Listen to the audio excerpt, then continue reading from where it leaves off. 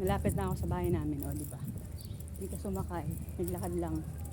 Mga 4 minutes pala yung, ay hindi rin, mga 10 minutes lakad hanggang dito sa amin. Ayan yung isa kong kasama, nagtututor kasi i-teacher yan. Si Ate Ami, ayun ang bumibili.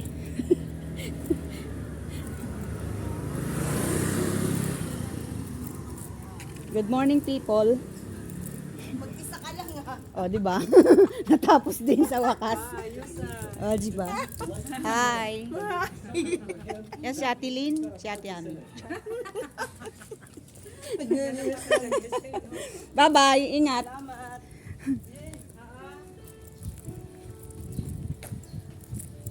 Yon. Ingat. Dito na ako sa amin. Ayun, may dala akong kuting. Ayan yung kuting ko. Kuting-ting! Kuting-ting! Hello! Kuting-ting! Ano nangyari sa'yo? Bakit kamutain?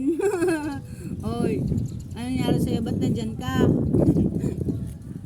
Yung mga kuting dyan, nagkalat eh. Eto pa, isa pa oh. Hi, kuting-ting! Meow! O ano? Nasaan na sila? Coco Melon. Hello, Coco Melon. Ay, tulog si Coco Melon. Ayan siya, oh. Sarap ng buhay. Patulog-tulog lang. Uy. Sarap naman ng buhay. Patulog-tulog lang. Asan yung isa? Ay, gising na. Umaga na. Ako nananaginip pa ata. Inat pa more. Oh, ayan. Good morning! Ay, siya! Humihi ka pa. Saan si Melon? Ha, Coco?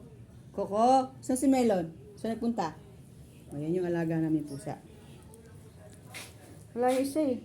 Saan napunta yung isa? Wala yung isa. Nasaan si Melon? Ayun pala si Melon. Ayun o. O, ayun o. Nag-iinat pa, oh. Nag-iinat. Good morning, Melon. Melon. Ayan. Naghihikap pa rin. Grabe siya, oy. Tulog-tulog lang eh. Sarap buhay eh. Ba't yan ka pa nakalagay sa lagayan ng sugar, oy? Alis ka dyan. Taray, oh. Tulog pa yung isa. Papalaki ng ano. Papalaki ng muta. Uy. Talaga naman, oh. Oh, ano? Sleep pa? Sleep pa more?